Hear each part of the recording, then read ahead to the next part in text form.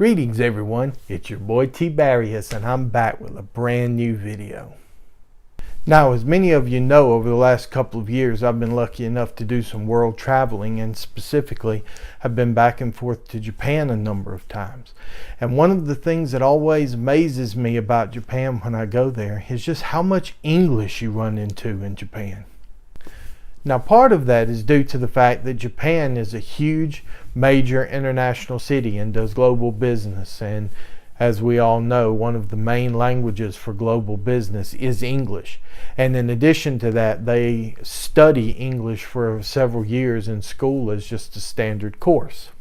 But another reason that you run into a lot of English in Japan is similar to the same reason that you find a lot of Chinese characters, kanji, in the US, and it's because people just think that it's cool. So you run into Chinese characters that people have in tattoos, wall hangings like these that you see behind me up here, and all sorts of things like that. Japan is exactly the same with English. They have English phrases on their clothes, they have English names of stores, they have English signs and English menus, and they give English names to things because they just think that it sounds cool.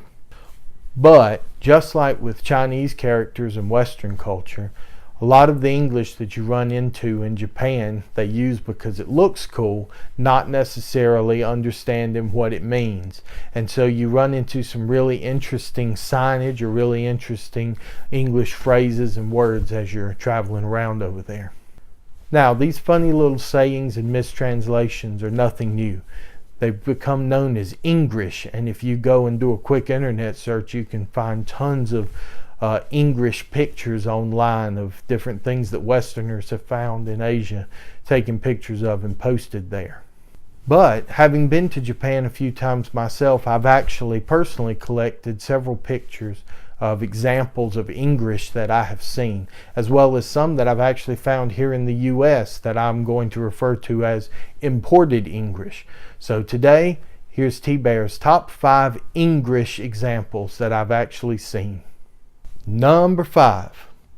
In the event of an earthquake or some other emergency, please be sure to follow all of the directions given by the building of system. What? Number 4 is our first imported English and actually comes from a little Japanese supermarket right outside of Chicago, Illinois. What flavor is Oriental? I don't know what Orientals taste like. Number 3 is another imported English and actually comes from a supermarket in Columbus, Georgia. I love Pethead. I'm pretty sure that's what it says.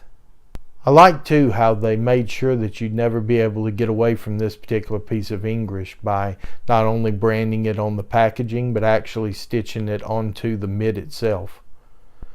And while I'm at it, I'm not sure that cats want their fur removed. We're back in Japan for number 2. 980 yen for a screwed tuna bowl with miso soup. Yeah, I'll bet that tuna definitely agrees it's screwed all right. You know, and I just noticed in this picture that I think we got a bonus because I'm pretty sure that next one says it's kids curry. I've heard of lamb curry, fish curry. Not sure what's in kids curry. Maybe it's Oriental flavored. And in at number 1 from the Odaiba shopping section near Tokyo, a women's clothing store with either the best branding or the most flagrant example of English I've ever run across. It's the titty store.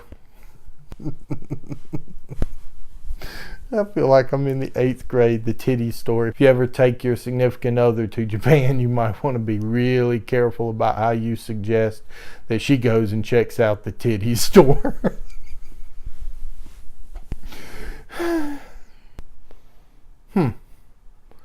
Suppose that's a chain store?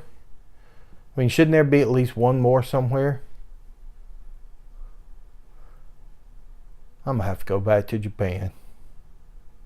I have to find the other titty. So that's it, guys. That's my video for the day. Thanks for watching. I actually have some other examples of not necessarily English, but other like humorous, funny pictures of things that I've seen and collected over the years. So I might do a part 2 of this video, or an extension of this video where I talk about some of the other funny pictures that I've taken over the years. So if you'd like to see that, please let me know. And if you like the channel, please like, share, subscribe, and of course always comment down below with anything that you'd like to comment on. I would welcome your feedback. And yeah, until next time, this is your boy Tbearius, and I will talk to you all again soon.